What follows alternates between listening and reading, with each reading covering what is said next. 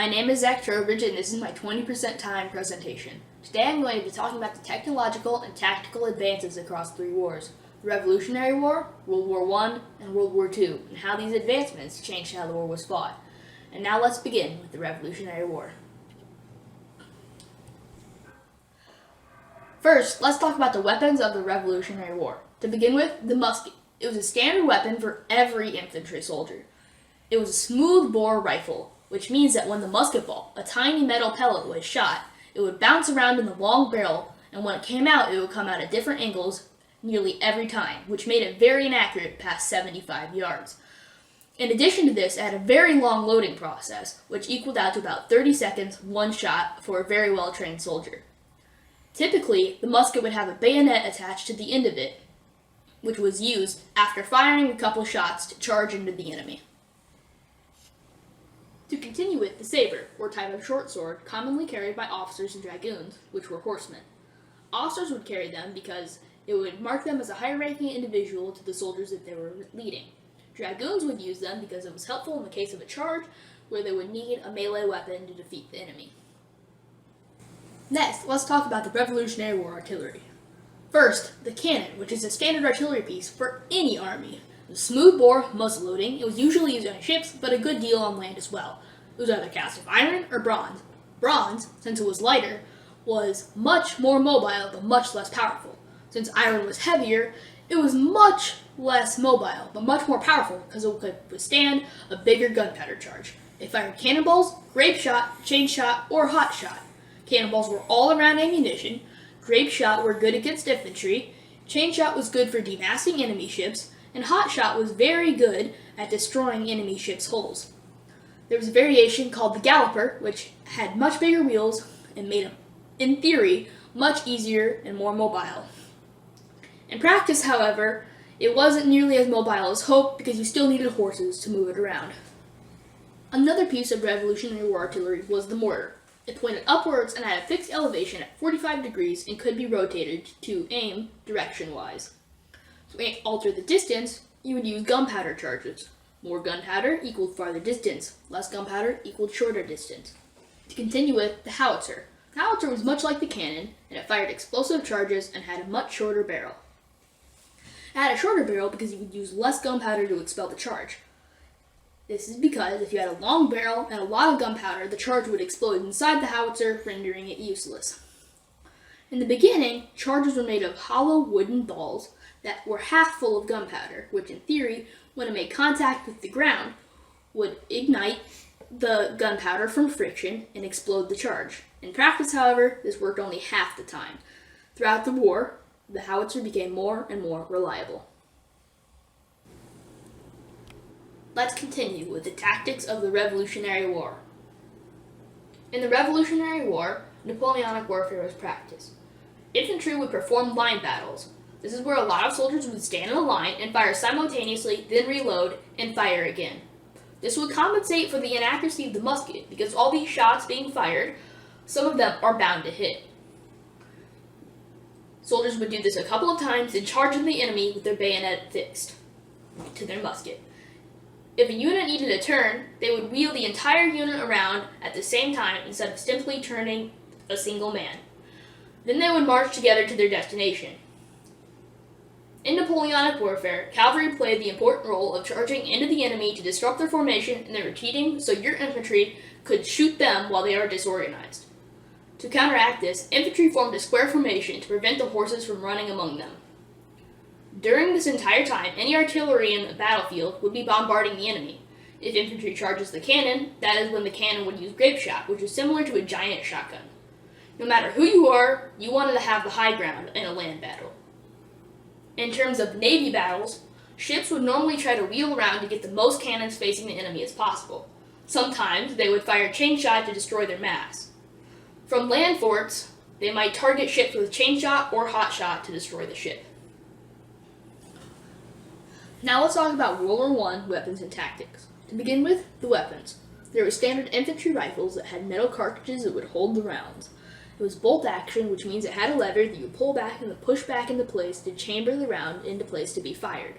There's a big improvement in accuracy from the Revolutionary War due to rifling in the barrel, which were spiraled grooves etched into the inside of the barrel to make the bullet spin and come out in a straight line. In the Revolutionary War, muskets were accurate to 75 yards. Now, these rifles are accurate from ranges to 650 to 1,500 yards. Some scope variants were used by specialized snipers to snipe the enemy, and while they didn't get that many, it was very good at demoralizing the enemy. To continue with the weapons of World War I, there was the flamethrower. It was initially developed by the Germans and was, throughout the war, made better. But in the beginning, it was essentially just a flammable liquid in a tank that would be pumped out of a tube with a lit flame at the end, spraying the flaming liquid everywhere. There was two versions. A single-person flamethrower that was very mobile because one person can carry all of it, the shooting apparatus and the tank. There was also a two-person flamethrower that had much longer range, but it was much less mobile as well because one person had to hold the tank and one person had to hold the firing apparatus. Around the same time, the British developed a fixed turret that would spray liquid fire very long distances, but it would be very easily destroyed while being built because it wasn't mobile. Hand grenades were widely used in World War I. They were used by every side of the war. There were two types, percussion and time fuse. Percussion grenades were essentially a contact grenade where if they hit something hard enough, they would explode. Time fuse grenades, you would screw off a cap or pull a pin similar to modern grenades, and it would start a timer to when they would explode. Soldiers liked time fuse better because if they were jostled hard enough in a trench on accident, they would explode. Most grenades were either thrown or rifle driven. In World War I, we saw the invention and wide usage of the machine gun. The machine gun was almost always on a tripod. They fired 400 to 600 rounds per minute at the start of the war, but by the end of the war, that fire rate had more than doubled. Bullets were fed either by a fabric belt or a metal strip into the machine gun. The machine gun would rapidly overheat, so you needed water or air cooling systems. Air cooling became more and more prevalent because water was hard to have a large supply on hand. However, the machine gun still jammed frequently. The machine gun was definitely a defensive tool. It was not very mobile. Later in the war, the first submachine gun came out, but it was not very practical due to its problems with keeping it full of ammunition. One of the weapons invented in World War I was toxic gas. Chlorine was the first widely used gas, which was used by Germany. All sides, by the end of World War I, had used a number of different toxic gases. Early in the war, toxic gas was very devastating. Many thought it would end trench warfare and shorten the war greatly. However, there was the invention of the gas mask, which greatly reduced the threat of toxic gas. Later in the war, gas was more of a demoralizer than a lethal weapon due to the gas mask. Artillery in World War I played a pivotal role. Mortars were much more effective than other types of artillery in World War I because of trench warfare. This is due to the fact that mortars could be fired at a high upward trajectory, so you could fire from the safety of your own trench and the shell would still escape, and then come nearly straight down on the enemy, bypassing the safety of their trench. Other artillery was used, but because you might have to build a new structure, or you might not be able to fire from the safety of your own trench, it was not nearly as practical as the mortar. This is different from the Revolutionary War, because in the Revolutionary War, mortars were only practical during a siege battle. Now let's continue with the tactics of World War I. In World War I, there was a wide usage of trench warfare. Miles upon miles of trenches were dug for soldiers to take cover inside. The trench is often dug in a zigzag motion, so explosions and shots are contained in one area. There would be areas for mortars to set up and fire up out of the trench and shell the enemy. To win the battle, you had to charge the opposing side's trench and take it. Machine guns were positioned to take out the vast majority of the charging men. Sometimes it would only be a bomb raid, with soldiers running along the trench throwing in grenades. In the trench, you were vulnerable to many diseases due to the harsh conditions. There was a lot of water and mud. Because of all this, trench warfare created large stalemates. Tanks were used along with toxic gas to end these impasses. World War I was the first war with a wide deployment of an air force. There was the invention of the fighter planes, which opened up a new side of the war that you had to fight for, and if you didn't, you were open to aerial attack. Eventually, there was bombings done by Zeppelins or very large planes and would target trenches or factories. These types of planes would also drop propaganda leaflets to demoralize the enemy and combat other psychological warfare towards citizens. In terms of navy, a new warship was invented called the Dreadnought, and it was tougher and stronger than any other ship before. In World War I, there was only one direct naval battle. The rest of the war was almost entirely skirmishes. In World War I, the main use of the navy was to blockade Germany with the Allies' larger navy. Germany invented the U-boat to combat this.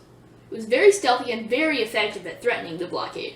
However, the blockade stayed in place and played a role in the defeat of Germany.